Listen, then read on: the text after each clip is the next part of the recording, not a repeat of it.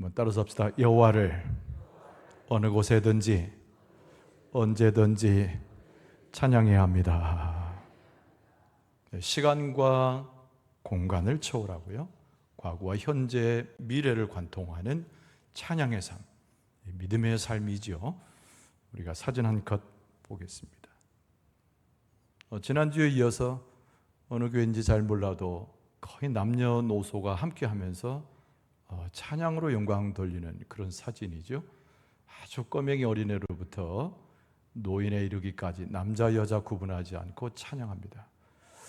가운데 빨간 옷 입은 아이가 어떻게 열심히 찬양하는지 참 보기에 감동이 되죠.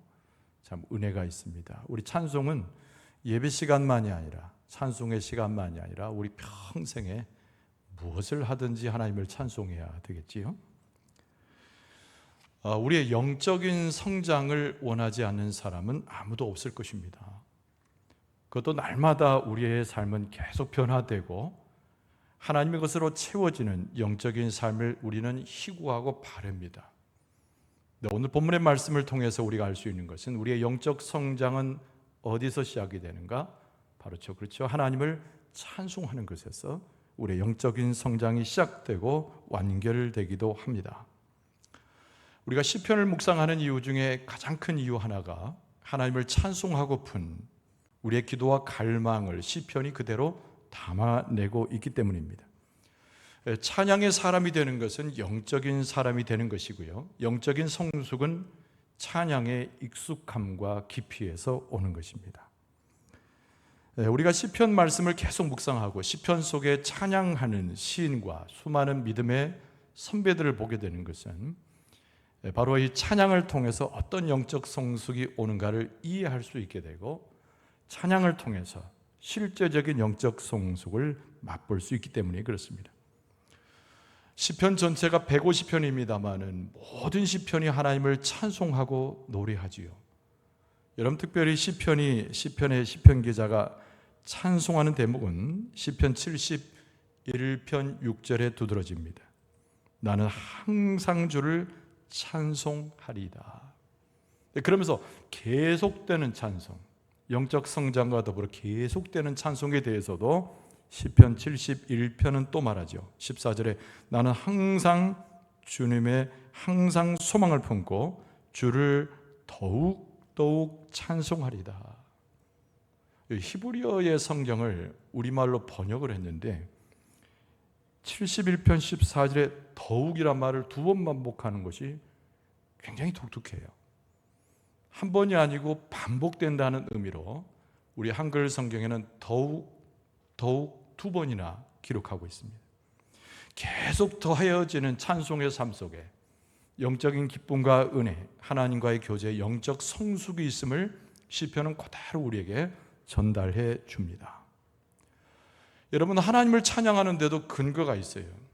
하나님은 어떤 분이신지 이해해야 합니다. 하나님은 또 어떻게 역사하셨는지 그의 행함도 기억할 필요가 있습니다. 여러분, 하나님의 역사 중에 제일 된 것이 뭐죠? 우리를 구속하는 것이죠.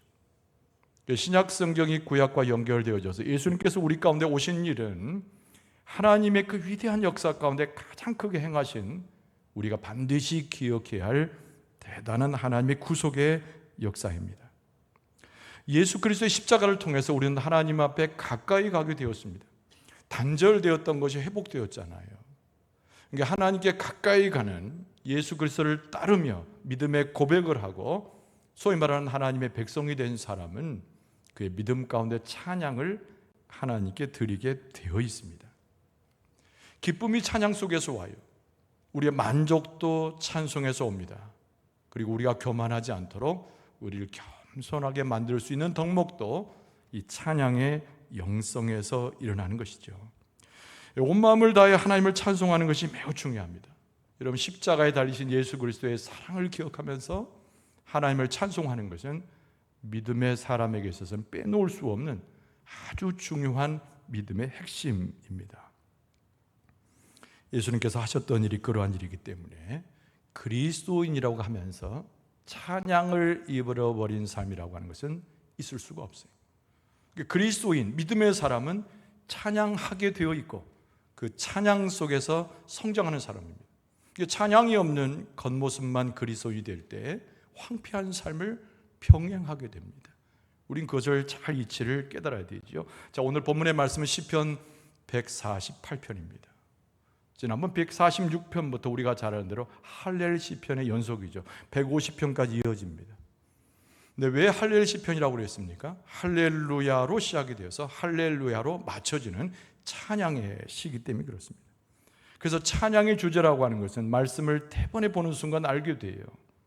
근데 시편 148편은 크게 두 주제로 나누어져 있습니다. 찬양을 고리로 해서 첫 번째 앞부분은 온 천지 만물, 하늘에 있는 것들이 하나님을 찬송한다는 겁니다. 두 번째 대목은 땅에 거주하는 사람들이 하나님을 찬송한다는 겁니다. 찬송의 주제는 같으나 하늘과 땅을 구별해서 오늘 본문의 말씀은 찬양을 권면하기도 하고 찬양을 실제로 하고 있는 천지 모든 만물을 묘사하는 시인의 고백이 그대로 담겨져 있는 시가 오늘 시편 148편입니다. 그래서 찬양하라 라고 하는 말씀으로 시작이 돼서 역시 찬양하라고 하는 권면으로 오늘 본문의 말씀이 다 그쳐지고 있어요. 찬양하라는 거예요. 그래서 아까 제목을 이야기할 때 우리가 복창했잖아요. 여호와를 어느 곳에 있든지 무엇을 하든지 어느 때든지 하나님을 찬양할지어다. 할렐루야. 자, 오늘 이 본문의 말씀에서 특히 시편의 전반부에 시인이 뭐라고 얘기했는가? 첫 번째가 하늘에 있는 모든 것들은 여호와를 찬양하라. 이렇게 권면하며 또 하늘에 있는 모든 것들이 찬양하는 것을 묘사합니다. 여러분 1절 말씀에 할렐루야 하늘에서 여호와를 찬양하며 높은 데서 그를 찬양할지어다. 이렇게 시작하고 있죠. 오늘 1절 말씀이. 그러면서 하늘에서 그래도 잘 눈여겨볼 수 있는 존재가 어떤 존재입니까? 하늘에 있으니까 사람은 아니죠. 그렇습니다. 천군 천사죠. 천사들에게 찬송하자 이렇게 권면하는 겁니다. 여러분 그래서 2절 말씀에 보면 그의 모든 천사여 찬양하며 모든 군대여 그를 찬양할지어다. 여기 보니까 이 천사란 말도 나오고요. 하반절은 군대란 말이 나옵니다. 천사 그러면 갖는 이미지가 있어요. 천사 그러면 우리의 마음 가운데 떠오르는 성경의 수많은 역사를 통해서 천사라고 하는 존재의 역할을 우리는 기억을 합니다. 하나님의 군대예요. 못되고 악한 세력에 맞서서 하나님의 전쟁에 승리를 가져올 수 있는 하나님의 군대, 그들은 대표적으로 천사들을 이야기합니다. 그래서 우리가 천군 천사 이렇게도 표현하고 하나님의 군대의 천사 무리 이렇게 이야기합니다. 근데 강력한 우리 육신의 군대가 아닌 영적인 군대죠. 근데 천사들로 모여진 하나님의 군대의 매우 중요한 특징이 오늘 본문의 말씀에 보니까 하나님을 높여서 찬송하는 것이란 말입니다. 그래서 하늘 위에 있는 천상에는 가장 어떻게 보면 하나님 다음으로 높은 존재 천사인데 군대를 이루고 강력한 힘을 갖는 그들이 하나님을 찬송하고 있음을 보면서 역시 오늘 시인이 모든 천사들이여 찬송하라 이렇게 말하는 거예요. 여러분 우리는 성경에서 천사들의 여러 가지 역할들을 많이 보지만 역시 구약 성경에서 나타난 천사들의 모습이 굉장히 정확합니다. 여러분 열왕기하 6장에 보면은 아람이라는 나라가 나와요. 이 아람은 이스라엘이 아주 껄끄러운 대상입니다. 하나님 믿지 않는 자들이에요. 근데 아람 왕이 한 번은 화가 났습니다. 전쟁에서 자꾸 피하니까 원인을 찾아보니 엘리사라고 하는 선지자 때문이었어요. 그래서 엘리사를 죽이려고 군대를 급파하게 됩니다. 근데 제일 먼저 그를 본 자가 누구냐면 엘리사의 종이에요. 보니까 엄청난 군사가 몰려 들어오고 있거든요. 근데 엘리사의 주변에는 아무도 없었습니다. 그래서 두려워 떨고 있는데 엘리사가 하나님 앞에 기도하지요. 저 종의 눈을 열어서 당신의 역사를 보게 하소서. 열왕기하 6장 17절에 보면 이렇게 기록되어 있습니다. 기도하여 이르되 여호와여 원하건대 그의 눈을 열어서 보게 하옵소서 하니 여호와께서 그 청년의 눈을 여심해 그가 보니 불말과 불병거가 산에 가득하여 엘리사를 들렀더라. 할렐루야. 감동이 잘 안 되네. 할렐루야. 그러니까 겁을 잔뜩 집어먹은 엘리사의 중하고는 전혀 다르게 엘리사는 미리 본 거예요. 그러니까 영적인 세계, 천상의 세계를 보고 있는 겁니다.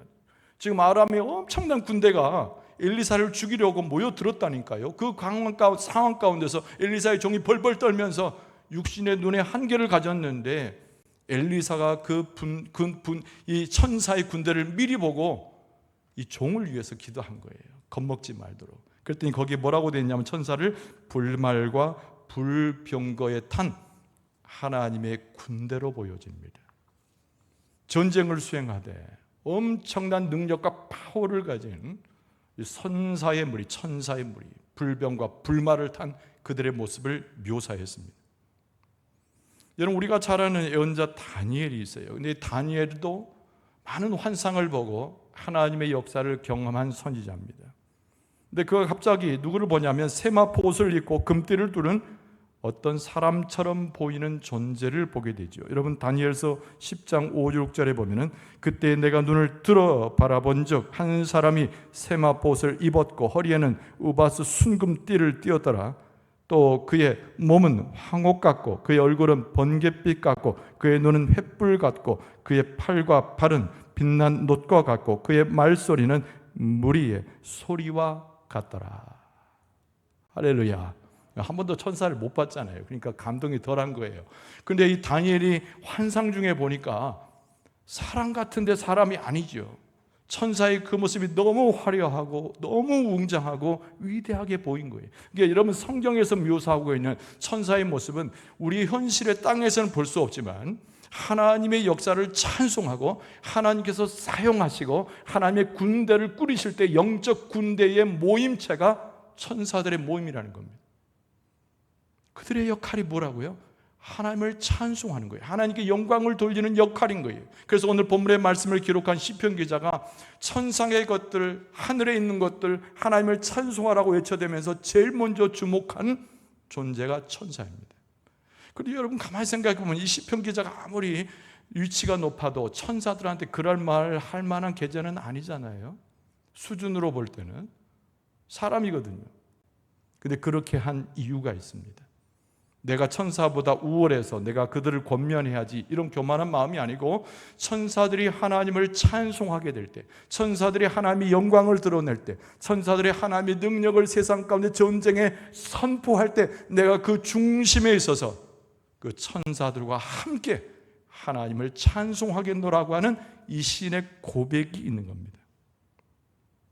여러분, 요한계시록 5장 11절 이하의 말씀에 보면 내가 또 보고 들으매 보좌와 생물들과 장로들을 둘러선 많은 천사의 음성이 있으니 그 수가 만만이요 천천이라. 큰 음성으로 이르되 죽임을 당하신 어린 양은 능력과 부와 지혜와 힘과 존귀와 영광과 찬송을 받으시기에 합당하도다 하더라. 그 말씀에 보면 요한계시록의 사도 요한이 바라보았던 그 천상의 세계에 있어서의 천사의 모습은 나를 둘러선, 그리스도인을 둘러선, 하나님의 백성을 둘러선 수많은 천사들이 있는데 그 하나님의 존귀와 위엄과 지혜와 하나님의 놀라운 역사를 찬송하고 있더라, 그런 얘기예요. 그러니까 오늘 본문의 말씀에 나오는 시인도 그런 겁니다. 자기가 천사들을 권면하거나 하나님의 군대를 권면하는 위치에 있다는 뜻이 아니고 그 군대가, 천사들이 하나님을 찬송할 때 나도 그 천상의 하나님의 아름다운 존재, 지목된 존재로 서서 내가 그들과 함께 하나님을 찬송하고 싶다라고 하는 그 열망을 담아내고 있는 겁니다. 우리들은 땅을 딛고 사는 연약한 인간이지만 하나님께서 찬송을 받으시기에 합당하고 여겨지는 주의 백성이 될 때 여러분, 천군 천사와 함께 하나님을 찬송하게 될 줄로 믿습니다. 아까 우리 찬양대 나와서 찬양할 때 천사 보셨습니까? 보셨다 그러면 좀 이단이 되겠어요. 그건 아닌데 우리의 육신으로 보는 것이 아니라 영적으로 주의 말씀을 통해서 이해하잖아요. 여러분, 하나님은 놀라우신 하늘의 보좌에 영광스럽게 앉아 계시는 줄로 믿습니다. 천사들이 모여서 하나님을 찬송하고 있는 줄로 믿습니다. 그리고 하나님께서 나를 육신 가운데 연약한 존재임에도 불구하고 그 천사들과 함께 하나님을 높이고 찬송하는 하나님의 군대 요원으로 나를 인증해 주신다는 거죠. 시인이 하나님을 찬송하면서 저 하늘에 있는 모든 만물들아 하나님을 찬송하라. 특별히 천사들이 찬송하는데 하나님의 군대를 이루는데 내가 그 앞에 가운데 들어서서 그들과 함께 어우러서 하나님을 찬송한다. 그래서 천사들아 나와 함께 우리와 함께 하나님을 찬송하자. 할렐루야. 대단한 거잖아요. 얼마나 아름답습니까? 얼마나 웅장하고 우리의 마음 가운데 감동을 줍니까? 그래서 당연히 이제 하늘에 있는 것은 하나님의 피조물, 피조세계를 언급할 수밖에 없죠. 오늘 본문의 말씀이 또 그 내용입니다. 그래서 3절 말씀에 보니까 해와 달아 그를 찬양하며 밝은 별들아 다 그를 찬양할지어다. 하늘의 하늘도 그를 찬양하며 하늘 위에 있는 물들도 그를 찬양할지어다. 그러니까 우리의 눈에 보이는 것도 해도 보이고 달도 보이고 그렇잖아요. 밝은 별들 다 찬양하라는 거예요. 얼마나 우주 만물이 넓습니까? 우리의 눈으로 관측될 수 있는 별의 개수도 헤아릴 수가 없을 정도인데 엄청나게 넓은 우주 만물이 있지 않습니까? 여러분 4절의 말씀이 기막힌 표현입니다. 하늘의 하늘도 그를 찬양하라는 거예요. 이 말은 무슨 말입니까? 우리의 눈으로 관측될 수 없는 하늘의 저 높은 곳에 있는 모든 천지 만물이 하나님을 찬송하라는 겁니다. 물론 하나님 계신 보좌와 우리의 눈으로 확인할 수 없지만 높고 높은 그 하늘을 이야기하는 겁니다. 그리고 뭐라고 썼어요? 4절에 하늘 위에 있는 물이라고 그랬습니다. 하나님께서 세상을 창조하실 때 저 하늘에다가 궁창을 만드시고 물을 만드셨다는 그 말씀에 기초하는 겁니다. 이미 이 시는 무엇을 고백하냐면 모든 세계가 하나님의 은혜로 지어졌는데 우리가 측량할 수 없는, 우리가 감히 상상할 수 없는, 우리의 마음 가운데 예측할 수 없는 그 하늘의 물들조차도, 그 풍성함조차도, 생명의 근원조차도 다 무엇한다? 하나님을 찬송한다는 거예요. 그래서 온 우주 만물을 찬송한다는 거예요. 그런데 온 우주 만물이 왜 하나님을 찬송하냐? 오늘 본문의 말씀은 친절하게 이유까지 설명을 해줍니다.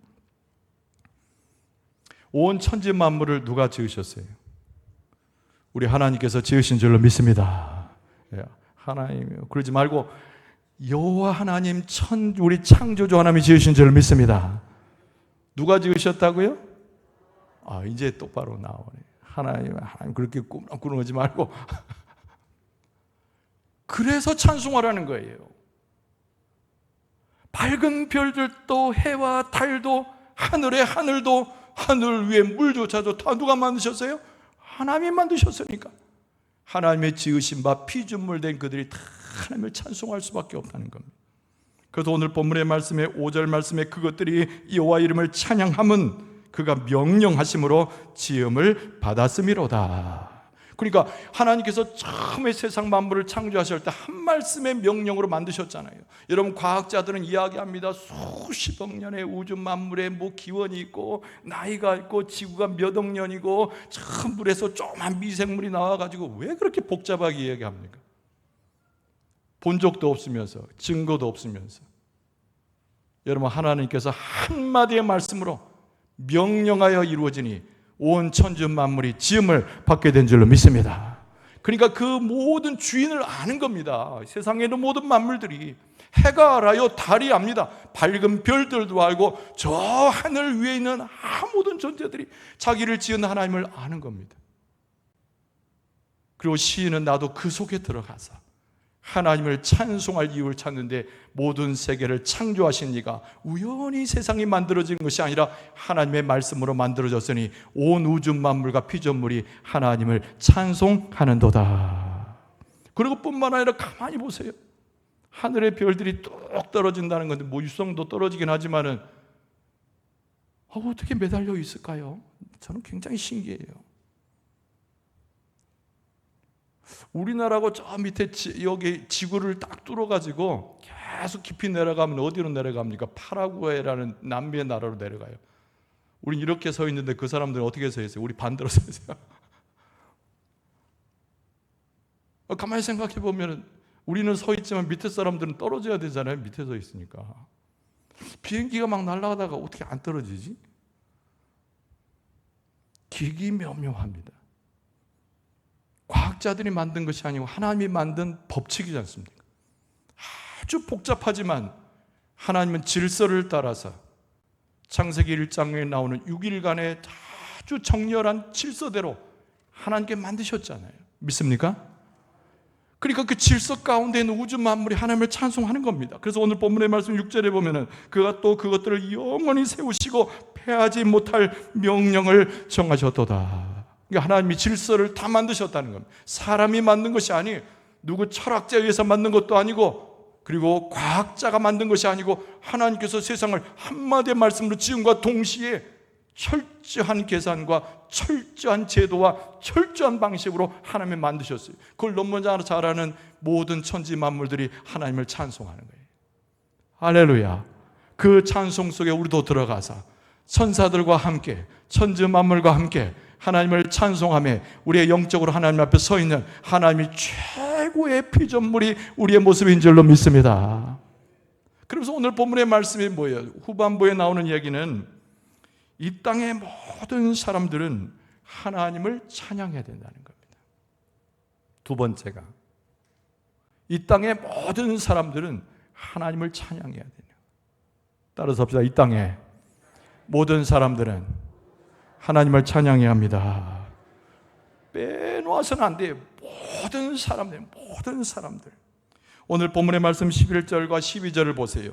세상의 왕들과 모든 백성들과 고관들과 땅의 모든 재판관들이며 총각과 처녀와 노인과 아이들아 여호와의 이름을 찬양할지어다. 할렐루야. 이게 시편 기자가 자세히 쓰고 있어요. 이 지상에서 강력한 힘을 발하는 상징이 누굽니까? 왕이잖아요. 고관들이지 않습니까? 재판관들입니다. 약한 존재는 노년에 들어간 사람, 어린아이들, 꿈은 갖고 있지만 힘을 갖지 못한 청년들이에요. 근데 이 이야기는 뭘 말하냐면, 아무도, 세상에 존재하는 그 중에 아무도 하나님을 찬송하는 것에서 배제될 수 없다는 겁니다. 그 누구도 예외 없이, 그 누구도 빠짐없이 모두가 다, 모든 사람들이 하나님의 짐을 받아서 하나님과 관계 가운데서 하나님을 찬송하는 존재가 되어야 된다는 거예요. 할렐루야. 그러니까 우리만 찬송하는 것이 아니라 영광 국민이 다 찬송해야 되고, 영광 국민이 아니라 대한민국 사람들이 전부 찬송해야 되고, 대한민국뿐만 아니라 온 세계 인류가 하나님을 찬송해야 될 줄로 믿습니다. 배제됨이 없어요. 예외가 없습니다. 그래서 오늘 본문의 말씀에 모든 생육하고 번성하는 이 땅에 있는 모든 사람들이 하나님을 찬송해야 한다고 말합니다. 소위 리더들 있잖아요. 리더, 힘을 가진 사람들, 왕이나 여기 나오는 고관들이나 재판관들, 여러분 괜히 이 사람들 높여서 쓴 표현이 아닙니다. 그들이 가지고 있는 역할을 이야기하는 거예요. 세상을 이끌어갈 지도자라고 명하는 사람은 제일 먼저 해야 될 것이 있는데, 하나님의 백성들을 향하여 하나님을 높이고 하나님을 경배하고 하나님을 섬길 것을 온 우주 만물 가운데 선포하라는 겁니다. 자기 권력에 취하고 자기 명예에 취하고 자기 욕심에 취하는 자들이 리더고 지도자가 아니에요. 세상에서 힘있고 세상에서 많은 사람들이 이끌어갈 사람들은 첫 번째도 두 번째도 그들의 역할이 있으니, 온 세상 만물이 하나님을 찬송하듯이 온 세계에 있는 사람들이 하나님을 찬송하도록 그 역할을 그 리더들이, 지도자들이 감당해야 될 줄로 믿습니다. 연로한 사람들 있잖아요. 노년을 했을 때 하나님을 찬송해야 됩니다. 왜냐하면 일생 동안 하나님의 은혜를 얼마나 많이 경험했습니까? 믿습니까? 일생 동안 하나님이 귀한 역사를 얼마나 많이 봤습니까? 할렐루야. 그러니까 연로했다 싶으면 누구보다도 모범적으로 하나님을 찬송해서 후대들로 하여금 하나님의 역사를 찬송 속에서 보게 해야 되는 거죠. 여러분, 우리 교회 원로급들, 우리 교회에 있어서 연로하신 분들, 우리 교회 어르신들은 그 누구보다도 찬송하는 데 앞장서고 찬송하는 삶이 되어서 우리 후학들에게, 후대들에게 모범이 될 줄로 믿습니다. 여러분, 젊은 사람들은 꿈을 꾸지 않습니까? 어린아이들도 마찬가지고. 근데 앞으로 살아갈 세월들이 너무 많지 않습니까? 이 어린아이들이, 청년들이 하나님을 찬송해야 할 이유는 앞으로 살아갈 세월이 많이 남아있는데 그것을 기대하고 그것을 마음 가운데 꿈꾸면서 하나님의 놀라우신 사랑과 그 충만한 복을 미리 예견하고 하나님을 찬송하는 겁니다. 할렐루야. 할렐루야. 여러분의 자녀들에게 이야기하세요. 내가 이렇게 삶을 걸어오 보니까 하나님의 놀라운 복이 위대하더라. 하나님은 살아계신 분이고 온 천지 만물뿐만 아니라 나를 다스려서 너와 우리 집안을 평안케 하셨다고 증언해 줘요. 그럼 우리 어린아이들이, 우리 후손들이 앞으로 나를 예견하면서 우리 부모에게, 우리 조상들에게 주었던 그 복과 하나님의 그 은혜가 너무 넓으니, 하나님이 행하셨던 일 너무나 기이한 것이니 내가 미리미리 하나님을 찬송합니다. 그렇게 되는 거예요. 찬송하는 우리 자녀들은 믿음의 성숙이 이루어지고, 찬송하는 우리의 자녀들은 우리가 받은 복보다 몇 갑절의 복을 받게 될 줄로 믿습니다. 몇 갑절의 지혜를 얻게 될 줄로 믿습니다. 몇 갑절의 승리를 거두게 될 줄로 믿습니다. 온 세상 만물들, 남녀노소와 권력 있는 자와 약한 자들 다 상관없이, 예외 없이 하나님을 찬송하라는 겁니다. 그래서 오늘 본문의 말씀에는 이 땅에 있는 사람들이 왜 하나님을 찬송해야 되는지 이유를 또 가르쳐 주고 계세요. 뭐냐면 하나님의 역사는 저 멀리 우리와 무관하신 분이 아니라 우리의 모든 민족의 역사와 내 개인의 삶 가운데 시시각각 하나님은 당신을 계시하시고 보여주시고 역사하셨기 때문에 우리 모든 사람들은 하나님을 찬송해야 된다는 겁니다. 오늘 13절 말씀을 보세요. 여호와의 이름을 찬양할지어다. 그의 이름이 홀로 높으시며 그의 영광이 땅과 하늘 위에 뛰어나심이니이다. 그러니까 위대한 하나님의 역사가 그냥 우리가 말로만 형용하는, 생각으로 하는 위대한 하나님이 아니라 내 개인의 삶에 속속들이 들어와서 역사하시고 내 생각을 지배하시고 내 사상을 바꿔놓으시고 민족의 길을 여시고 하나님께서 모든 것 가운데 은혜를 베푸셨으니 하나님의 계시와 그 영광이 너무 크므로 하나님을 찬송하라는 겁니다. 두 번째 이유가 있어요, 여러분. 두 번째 이유는 뭐냐면 역시 우리를 구속하신 하나님의 역사를 기억하라는 겁니다. 여러분, 하나님이 누구를 사랑하실까요? 천사를 사랑하실까요? 모든 피조 만물 세계를 사랑하실까요? 당연히 사랑하시죠. 근데 그 중에 제일 되게 사랑하는 것은 우리 사람들이요, 사람들 중에서도 바로 여러분 한 사람 한 사람을 눈여겨보시며 가장 크게 사랑하실 줄로 믿습니다.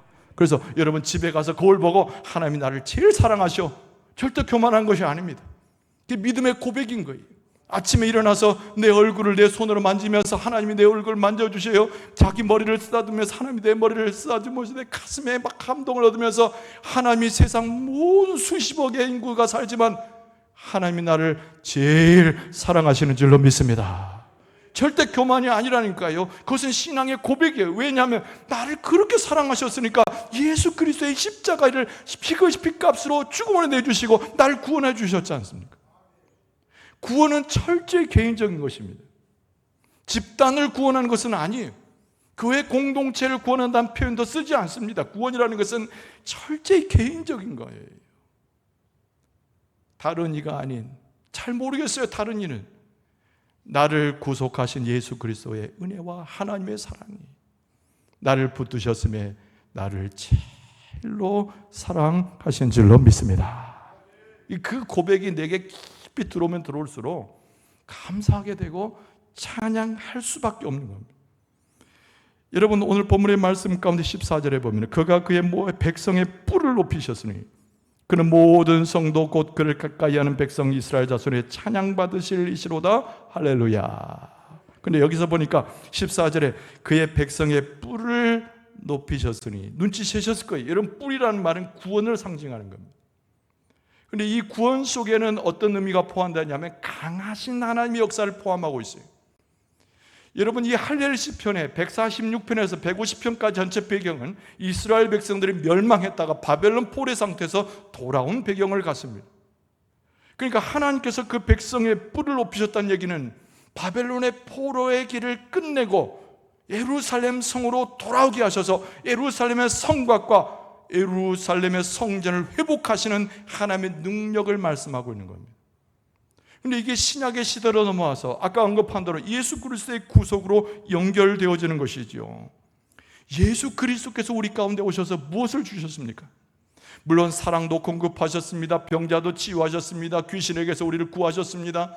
가난한 자를 배불리게 하셨습니다. 그러나 예수님의 가장 중요한 일은 십자가에서 우리를 위해 대신 죽으심으로 우리에게 구원의 뿔을 선사하신 일인 줄로 믿습니다. 구속의 은혜인 거죠. 그래서 누가복음 1장 69절에 보면 우리를 위하여 구원의 뿔을 그 종 다윗의 집에 일으키셨다라고 쓰고 있습니다. 여러분, 다윗은 하나님의 백성의 가장 기본적인 사람이에요. 수많은 범죄 가운데 있었지만은, 연약한 가운데 있었지만 겸손하여서 하나님의 은혜를 입은 사람 다윗이잖아요. 그 다윗의 후손 중에 예수 그리스도를 보내셨는데, 예수님의 상징은 하나님의 구속하심입니다. 왜 우리가 그렇게 하나님을 찬송해야 되는가? 왜 이렇게 감동 속에 하나님을 찬송해야 되는가? 우리는 그 찬송 가운데 왜 영적으로 성장하고 하나님의 자녀의 길을 찾아가야 되는가? 다른 것이 아니라 나를 너무 사랑하셔서, 다른 이 말고 나를 그렇게 사랑하셔서 구원의 뿔을 내게 허락하셨기 때문에 내가 그것에 감동하여 하나님을 찬송하고 예수 그리스도를 찬송하게 되는 줄로 믿습니다. 그랬더니 사도 바울은 또 뭐라고 얘기했냐면, 예수 그리스도께서 우리를 구원하시고 그 하나님의 사랑이 있어서 우리가 하나님 앞에 가까이 가게 되었다고 말합니다. 오늘 본문의 14절에도 가까이라는 표현이 나오지만, 사도 바울이 언급한 에베소 2장 13절에 보면, 이제는 전에 멀리 있던 너희가 그리스도 예수 안에서 그리스도의 피로 가까워졌느니라. 그러니까 가까워진 거예요. 여러분, 하나님을 찬송하려면 보이지 않는 곳에서 하기가 어렵잖아요.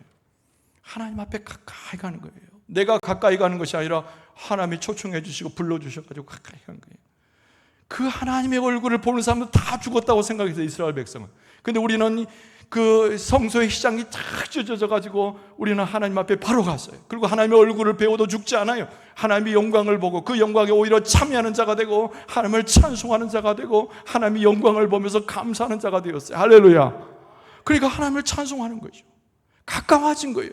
여러분, 거룩이라는 뜻이 구별됐다는 얘기인데, 거룩의 두 번째 뜻은 하나님께 가까이 간다는 겁니다. 세상과는 멀어질 수 있습니다. 세상적 습관은 버릴 수도 있어요. 세상적 연락은 잊어버릴 수도 있지만, 중요한 것은 하나님께 가까이 가는 거잖아요. 하나님 앞에 가까이 가서 뭘 해야 돼요? 그의 성호를 찬송하고 그 사랑을 찬송하고 그 구속의 은혜를 찬송하게 될 때 하나님께서 기뻐하시고 하늘의 복을 여서서 하나님의 복을 우리 가정과 후손들에게 부어주실 줄로 믿습니다. 예수 그리스도의 피를 안다고 하면서 하나님을 찬송하지 않는 것이라면 이거 믿음이 아니에요. 이건 구원받은 자의 모습이 아닌 거예요.